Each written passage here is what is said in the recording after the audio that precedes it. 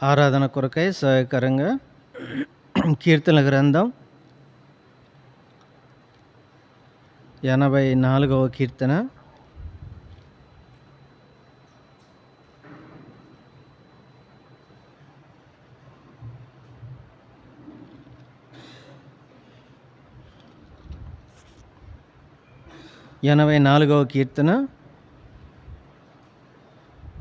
మొదటి 5 చరణాలు మనందరం కలిసి చదువుకుందాం.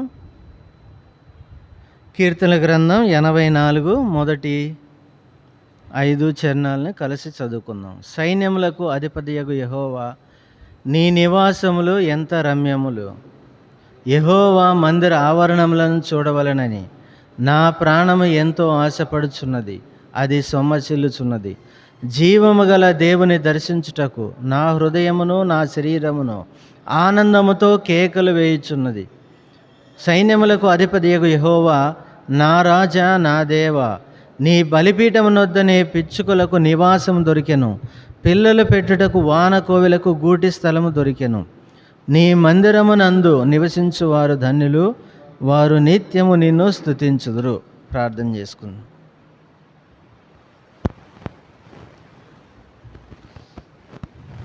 ప్రేమ కలిగిన తండ్రి, కృప కలిగిన మా దేవ, మీకు స్తోత్రాలు చెల్లిస్తున్నాం. మా ప్రభు దినంలో నాయన మీ మందిర ఆవరణంలో మీ పాద సన్నిధిని చేరి రావడానికి, ఈ విధంగా మోకరించి మీ నామాన్ని ఆరాధించి ఘనపరిచి హెచ్చించడానికి, ఇంతవరకు పాటల ద్వారా కూడా మిమ్మల్ని మహింపరుస్తూ ఘనపరుస్తూ పాడటానికి మా జీవితంలో మీ ఇచ్చిన కృపను బట్టి స్తోత్రాలు చెల్లిస్తూ ఉన్నాం. ప్రేమ కలిగిన తండ్రి, మీ మహా కనికరాన్ని బట్టి లోకం నుంచి మమ్మల్ని వేరుపరచి మిమ్మల్ని ఆరాధించే బిడ్డలుగా మమ్మను మీ నాయన మీ యొక్క సంఘంలో మమ్మను చేర్చారు. మీ కృపకెందుకు మమ్మను తీసుకొని వచ్చారు. స్తోత్రాలు చెల్లిస్తున్నాం. మెటుకు మా ప్రభు దినంలో ఆరాధన కొరకై చదవబడిన లేఖన భాగాలను దీవించి ఆశీర్వదించండి. మాతో మాట్లాడండి. మా హృదయాలు మీ ఆరాధనతో నింపబడును గాక. కనికరించండి. మీ పక్షంగా నుంచి నేను కేవలం బలహీనుడని ఒప్పుకుంటూ నా ప్రాణాత్మ దేహాలను మీ రక్త ప్రోక్షణలకు తీసుకొని వస్తూ, ఈ విధంగా మమ్మల్ని అందరినీ కూడా మీ రక్త ప్రోక్షణ తీసుకొని వస్తున్నాం. కడుగు, పరిశుద్ధపరచు. దుష్టుడు కనిపించి కనపడకుండా జరిగించే వాని క్రియలు యేసునామములో విశ్వాసం ద్వారా సంఘంగా కూడి బంధిస్తూ మీ సన్నిధిని మాతో ఉంచుము. తెరవడిన ఆకాశాన్ని మా మధ్య ఉంచు. నూతనమైన విధానంలో మీరు కోరుకున్న ఆరాధన, నూతన క్రొత్త గీతం మరి నా నోట దేవుడు ఉంచాడని దేవా, అలాంటి వాక్యం మా జీవితంలోనికి అనుభవంలోనికి తీసుకొని రావాల్సిందిగా ప్రార్థన చేస్తూ మానవులను కనికరించండి. కృపను వేడుకుంటూ అన్ని విషయాల్లో మీ కృపను కోరుకుంటూ మీ నామమునకే మహిమ ఘనత ప్రభావాలు ఆరోపించుకుంటూ యేసు ప్రభువారి శ్రేష్టమైన నామంలో స్తుతించి ప్రార్థించతనుతో వేడుచున్నాం తండ్రి, ఆమేన్. కీర్తనల గ్రంథం 84వ కీర్తన మొదటి 5 చరణాలు చదివాం. ఇక్కడ దేవుని యొక్క మందిరం గురించి కీర్తనాకారుడు చెప్తూ ఉన్నాడు. దేవుని మందిరం కొరకైన ఆశ అనేది. అయితే మరి ముఖ్యంగా ఈ సందర్భంలో 3వ చరణాన్ని మనం చూద్దాం. సైన్యములకు అధిపతియగు యెహోవా, నా రాజా, నా దేవా, నీ బలిపీఠం ఉన్నొద్దనే పిచ్చుకలకు నివాసం దొరికెను, పిల్లలు పెట్టుటకు వానకోవిలకు గూటి స్థలము దొరికెను. భక్తుడు దేవుణ్ణి స్మరిస్తూ ఉన్నాడు. ఆయన పేరు పెట్టి పిలుస్తున్నాడు. ఎలా? సైన్యములకు అధిపతి అయిన యెహోవా. మనకు తెలుసు, దావీదు కూడా సైన్యములకు అధిపతి అయిన యెహోవా అని చెప్తూ వచ్చాడు. సైన్యములకు అధిపతి అయిన యెహోవా, యెహోవా జీవం కలిగిన దేవుని సైన్యములను తిరస్కరించడానికి నీకు ఎంత ధైర్యం అన్నాడు. అలాగే నా రాజా, నా దేవా అని కూడా మరి ఆయన గురించి మాట్లాడుతూ ఉన్నాడు కీర్తనాకారుడు. ఎందుకు ఆయన ఆరాధిస్తున్నాడు, ఎందుకు ఇలాగో పిలుస్తున్నాడు నా దేవుడు, నా రాజువు అంటే మరి ముఖ్యంగా ఇక్కడ 2 విషయాలు ఉన్నాయి. అవే, నీ బలిపీఠమునొద్దనే పిచ్చుకలకు నివాసము దొరికెను. పిచ్చుకలు అంటే మనకు తెలుసు, స్పారోస్. అవి చాలా అల్పమైనవి. మత్తయి సువార్త 10వ అధ్యాయము 29లో మనం చూస్తే, మత్తయి సువార్త 10వ అధ్యాయము 29లో 2 పిచ్చుకలు కాసుకు అమ్మబడును కదా అని చూస్తున్నాం. అంటే చాలా అల్పమైనవి అనేవి. ఇలా చాలా అల్పమైన పక్షులు ఈ పిచ్చుకలు. అయితే వీటికి ఏం దొరికిందంట? నివాస స్థలం దొరికింది. ఎక్కడ? నీ బలిపీఠము నొద్దనే. నా సైన్యములకు అధిపతి యెహోవా, నా రాజా నా దేవా, నీ బలిపీఠం నొద్దనే పిచ్చుకలకు నివాసము దొరికిన. అంటే ఎంతో అల్పమైన ఈ పక్షులకు నివాసం దొరికింది. మనం కూడా అల్పులమే కదా, మానవులమైన మనం మరి ఎంతో అల్పమైన వారమని బైబిల్ సెలవిస్తూ ఉంది. ఎలాగా? చేద నుండి జారిపడు బిందువు లాంటి వాళ్ళం, కిటికీలో నుంచి అవతలికి వెళ్ళే పొగ లాంటి వాళ్ళం, మంచు లాంటి వాళ్ళం, ఎంతో ఇంతలో కనిపించి అంతలో ఆవిరి మాయమైపోయే ఆవిరి లాంటి వాళ్ళం, నీడ సాగిపోయే నీడ లాంటి వాళ్ళం. కాబట్టి ఎంతో అల్పులం. అందుకనే మనం నిన్నటి వారము అని కూడా బైబిల్ సెలవిస్తుంది. కాబట్టి ఈ పిచ్చుకలు అంటే అల్పమైన జీవులకు బలిపీఠం వద్ద నివాసం దొరికింది. అలాగే ఎంతో అల్పులం, పాపమును బట్టి ఎంతో దూరస్థులమైన మనకు ఒక నివాస స్థలం దొరికింది. కాబట్టి ఈ నివాస స్థలాన్ని చూసుకొని ఏం చేస్తున్నాడు? దేవుణ్ణి ఘనపరుస్తున్నాడు. అయ్యా, నీవు నా దేవుడవు, నా రాజువు అని. అయితే ఈ బలిపీఠం దేన్ని సూచిస్తూ ఉంది? దానికి ముందు ఈ బలిపీఠం గురించి మనం చూడవచ్చు. ఇక్కడ ప్రత్యక్ష గుడారంలో నిర్గమాకాండం 38వ అధ్యాయము, నిర్గమాకాండం 38 1, 2 వచనాల్లో మనం చూస్తే అక్కడ ప్రభువైన దేవుడు మోషేకు సెలవిస్తూ ఉన్నాడు. నీవేం చేయాలి? ప్రత్యక్ష గుడారం చేసేటప్పుడు దానికి సంబంధించిన ఒక ఉపకరణాన్ని నీవు చేయాలి. అది ఏంటిది? బలిపీఠం కూడా ఒక భాగం అన్నమాట. మరియు అతడు తుమ్మకర్రతో, నిర్గమాకాండం 38 1, 2, తుమ్మకర్రతో దహన బలిపీఠమును చేసెను. దాని పొడుగు 5 మూరలు, వెడల్పు 5 మూరలు, అది చచ్చౌకమైనది. దాని ఎత్తు 3 మూరలు, దాని 4 మూలలను కొమ్ములను చేసెను. ఇక్కడ పొడవు వెడల్పు ఎలాంటివి? 5 మూరలు, అయితే ఎత్తు మాత్రం 3 మూరలు. ఇది ఇంకా 40వ అధ్యాయంలో, నిర్గమాకాండం 40వ అధ్యాయంలో మనం చూస్తే 40వ అధ్యాయము 6వ వచనం, ప్రత్యక్షపు గుడారపు మందిర ద్వారమునెదుట దహన బలిపీఠమును ఉంచవలెను. ఈ బలిపీఠాన్ని చేయాలి, చచ్చౌకంగా చేయాలి. ఈ బలిపీఠం ఎక్కడ ఉండాలంట? ప్రత్యక్షపు గుడారము మందిర ద్వారము ఎదుట, మందిర ద్వారానికి ఎదురుగా ఉండాలి. అంటే తూర్పు ద్వారం అనుకో, ఫస్ట్ ఏం కనిపిస్తుంది? ఎవరైనా ఎంటర్ కావాలంటే ఆవరణం, పరిశుద్ధ స్థలం, అతి పరిశుద్ధ స్థలం. ఈ ఆవరణంలో మొట్టమొదటిగా అడుగు పెట్టంగానే దేవుడి ప్రత్యక్ష గుడారం ఆవరణంలోనికి అడుగు పెట్టంగానే ఏం కనిపిస్తుంది? బలిపీఠం. ఇక్కడి నుంచే మొదలవుతుంది. ఒక పాపి దేవుని యొక్క మందిరంలోనికి ప్రవేశించాలి అంటే మొట్టమొదటిగా ఈ బలిపీఠాన్ని నుంచి, ఈ బలిపీఠం ద్వారా వెళ్ళాలి. అదే కాబట్టి ఇక్కడ బలులు అర్పించడం జరుగుతుంది. ఈ బలిపీఠాన్ని చచ్చౌకంగా చేసి దీన్ని ఏం చేయాలి? ఇత్తడి రేకుతోటి ఏం చేయాలి? దీన్ని పొదిగించాలి. ఇత్తడి దేన్ని సూచిస్తూ ఉంది? దేవుని యొక్క ఉగ్రత. అందుకనే మనం జన్మకరం పాపములను బట్టి, దోషములను బట్టి ఎఫెసీలకు రాసిన పత్రిక 1వ అధ్యాయము, క్షమించండి, ఎఫెసీలకు రాసిన పత్రిక 2వ అధ్యాయము, అక్కడ కనుక మనం చూస్తే మనం ఎలాంటి వాళ్ళమంట? కడమ వారి వలె 3వ వచనం మధ్యలో స్వభావ సిద్ధముగా దైవోగ్రతకు పాత్రులం. కాబట్టి దైవ ఉగ్రత ఈ ఇత్తడి రేకును సూచిస్తూ ఉంది. ఇది తుమ్మకర్రతో చేయబడాలి. తర్వాత దీని మీద ఏం పొదగాలి? ఇత్తడి రేకు. నీవు నేను పొందవలసిన దేవుని యొక్క ఉగ్రతను ఎవరు పొందారు? ప్రభువైన యేసుక్రీస్తు వారు పొందారు. అదే ఇత్తడి రేకు సూచిస్తూ ఉంది. 53వ అధ్యాయం యెషయా గ్రంథం 53వ అధ్యాయము 10వ వచనం. 53:10 ఆయన ఏం చేయబడ్డాడు నీ కోసం నా కోసం?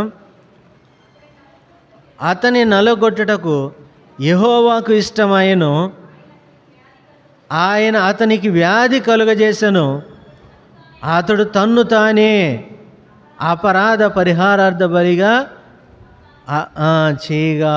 అతన్ని ఆయన అంటే ఆయన ఎవరు? యేసు ప్రభు. ప్రభు అయిన యేసుక్రీస్తు వారు తన్ను తానే అపరాధ పరిహారార్థ బలిగా చేసుకున్నాడు. అదే ఈ బలిపీఠాన్ని చూపిస్తూ ఉంది.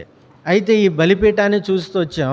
ఈ బలిపీఠం దగ్గర ఏం దొరికిందంట? నీ బలిపీఠం మధ్య పిచ్చుకలకు నివాసం దొరికింది. అసలు ఈ బలిపీఠాన్ని దేన్ని సూచిస్తూ ఉందంటే ఇప్పటి వరకు చూస్తూ వచ్చాం ప్రభువైన యేసుక్రీస్తు వారి యొక్క బలిని. అదే యెషయా గ్రంథం 53:10 చూస్తూ వచ్చాం.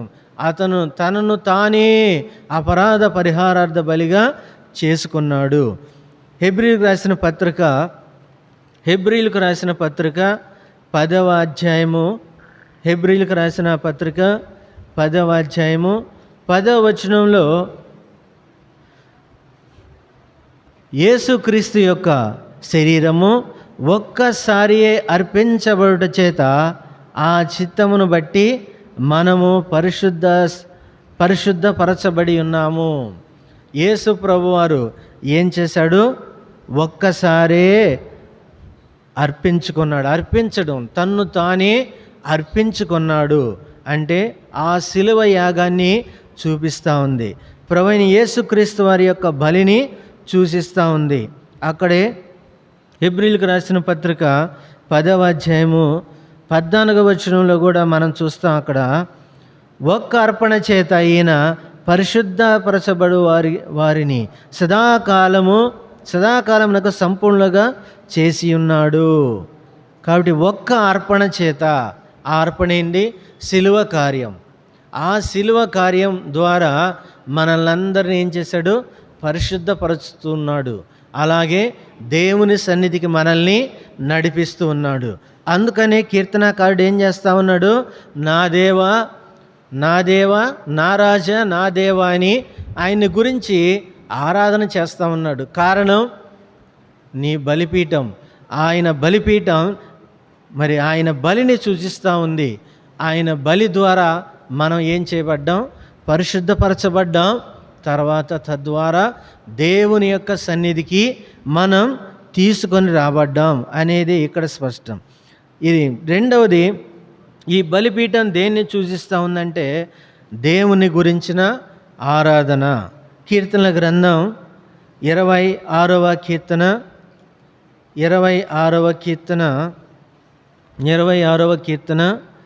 6-7 చరణాల్లో మనం చూస్తాం.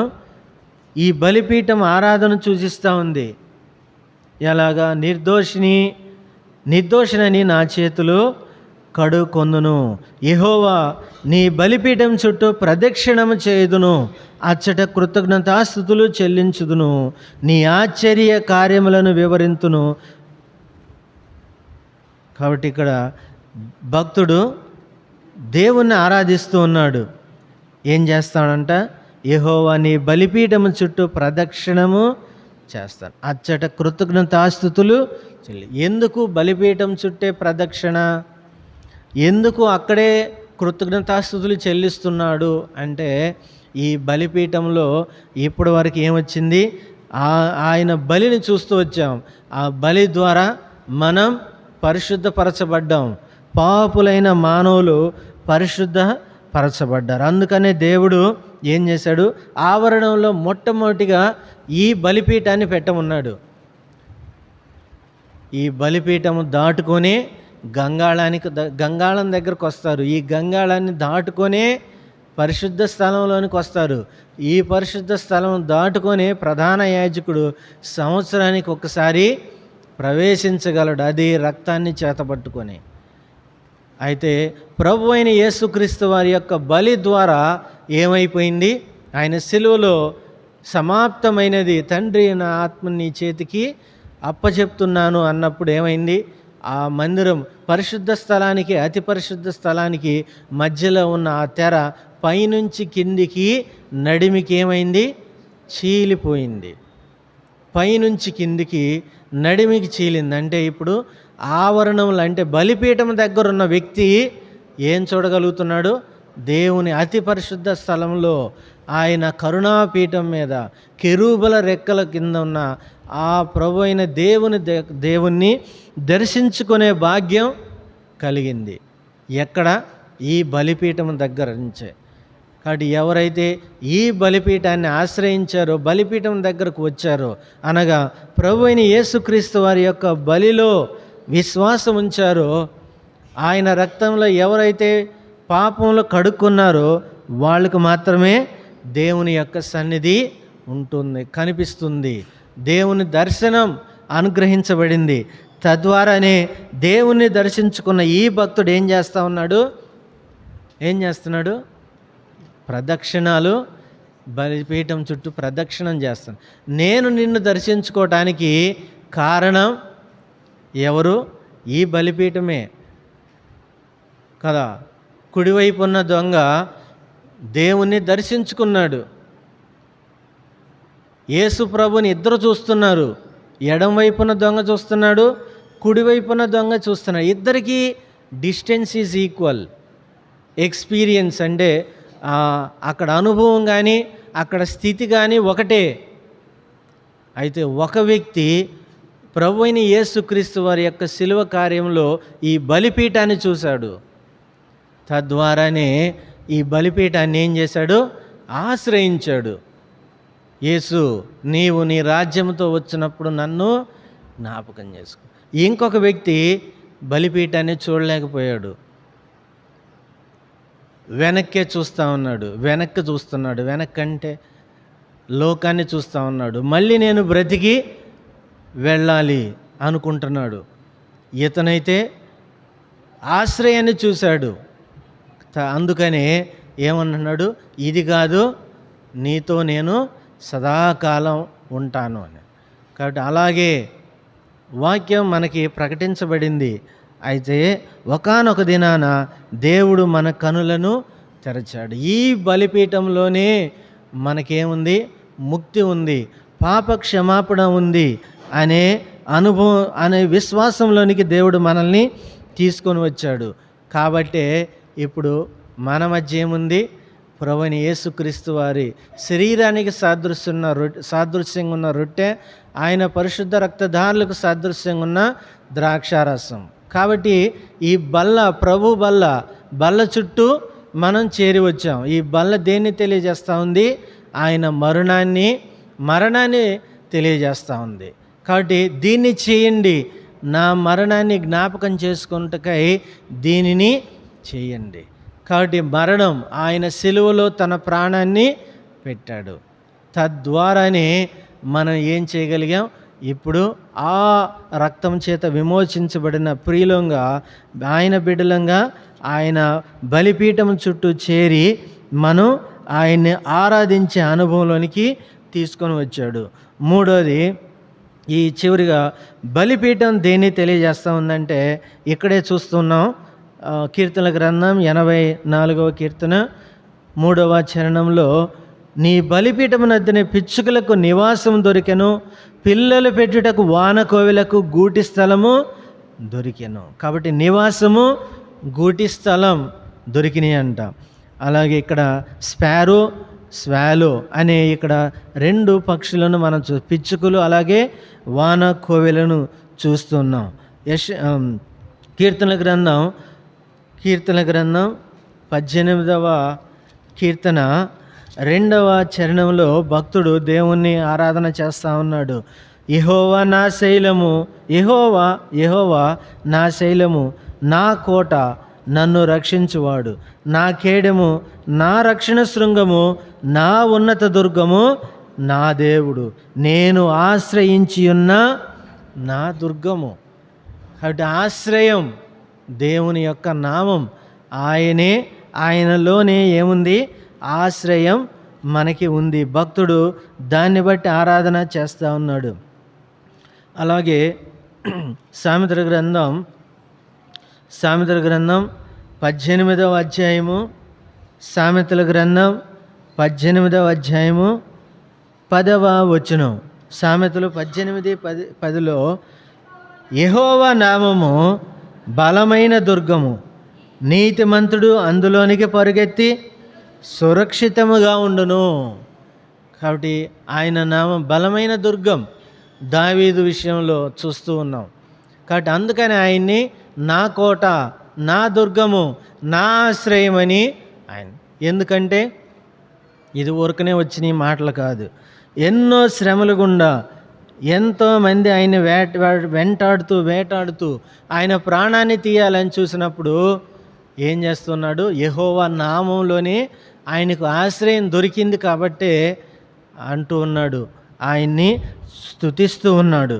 కాబట్టి నీతివంతుడైన వాడు అందులోనికి పరిగెత్తి సురక్షితంగా ఉంటాడు. కాబట్టి ఎలాంటి ఆపదలు ఉన్నా సరే యెహోవా నామం ఎలాంటిది? బలమైన దుర్గం.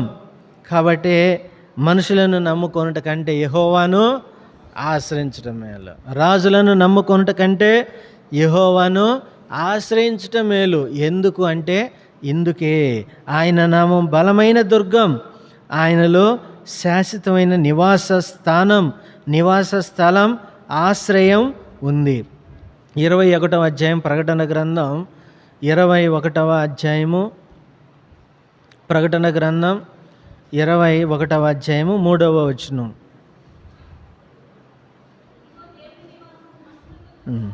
ఇదిగో దేవుని నివాసం మనుషులతో కూడా ఉన్నది, ఆయన వారితో కాపురముండును, వారాయన ప్రజలయ్యుందురు.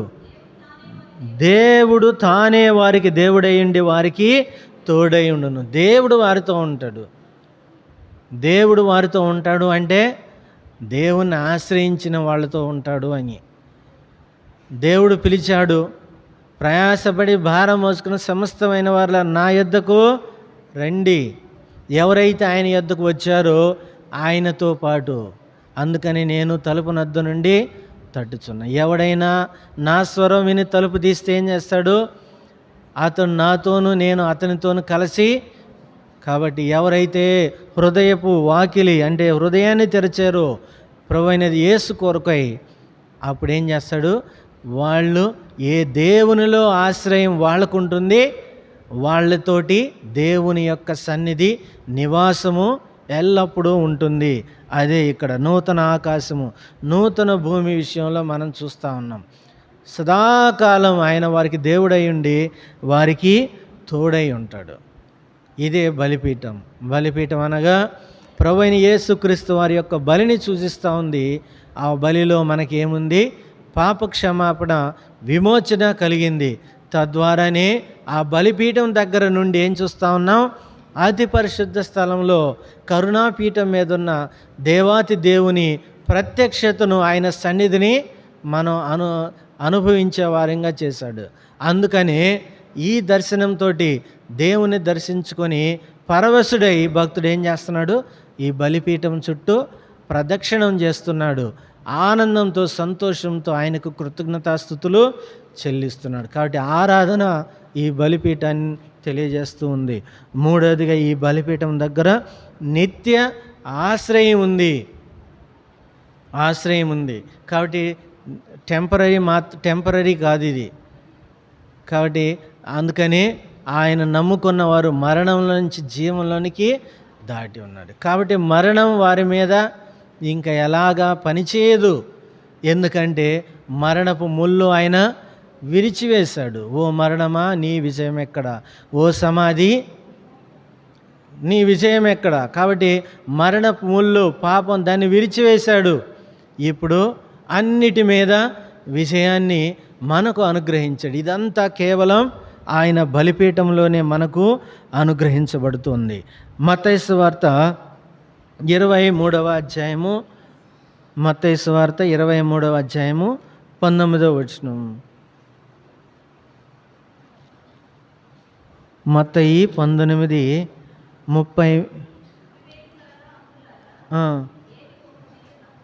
ఏది గొప్పది?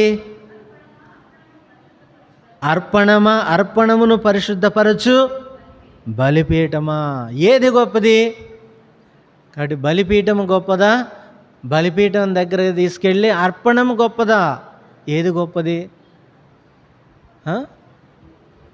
అర్పణమును పరిశుద్ధపరిచే బలిపీఠమే కదా గొప్పది. కాబట్టి దేవుడు దాన్ని పరిశుద్ధపరుస్తున్నాడు. ఆ బలిపీఠం దగ్గరికి ఎవరైతే వస్తారో వాళ్ళకి ఏముంటుంది? పరిశుద్ధత అనుగ్రహించబడుతుంది. కాబట్టి ప్రభువైన యేసుక్రీస్తు వారే పాత నిబంధనలో బలిపీఠం దేన్ని తెలియజేస్తూ ఉంది? యేసుక్రీస్తు యొక్క బలి. ఆయనే బలిపీఠం. అంటే ఎవరు? ఆయనే. ఆ బలిపీఠం మీద ఇత్తడి ఆ రేకు ఎవరు? ఏంటి అంటే దేవుని యొక్క ఉగ్రత నీ మీద నా మీద పడకుండా ఆయన భరించాడు. ఆదికాండం 8వ అధ్యాయము 20వ వచనంలో ఇక్కడ నోవహు 8:20 ఏం చేస్తూ ఉన్నాడు? అప్పుడు యెహోవాకు బలిపీఠము కట్టి పవిత్ర పశువులన్నిటిలోనూ పవిత్ర పక్షులన్నిటిలోనూ కొన్ని తీసుకొని ఆ బలిపీఠము మీద దహన బలి అర్పించిన. కాబట్టి పరిశుద్ధమైనవి పక్షుల్లో కొన్ని, అలాగే పశువుల్లో కొన్ని తీసుకొని అర్పించాడు. దీన్ని తెలియజేస్తుంది కృతజ్ఞత. కాబట్టి ఆ బలిపీఠం అంటే ప్రభు అయిన దేవుని యొక్క ఈ ప్రభు బల్ల చుట్టూ చేరి వచ్చాం.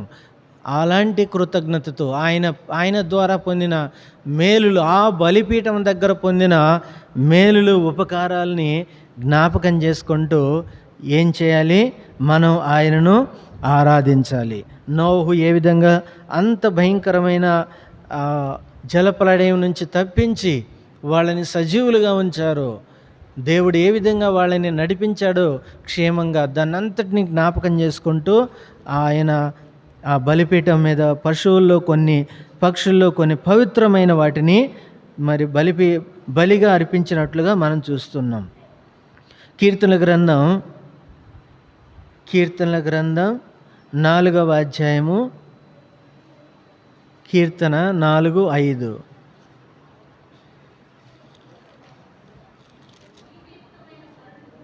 నీతియుక్తమైన బలులు అర్పించుచు యెహోవాను నమ్ముకొనుడి. ఇక్కడ ఏం చేస్తా ఉన్నాడు?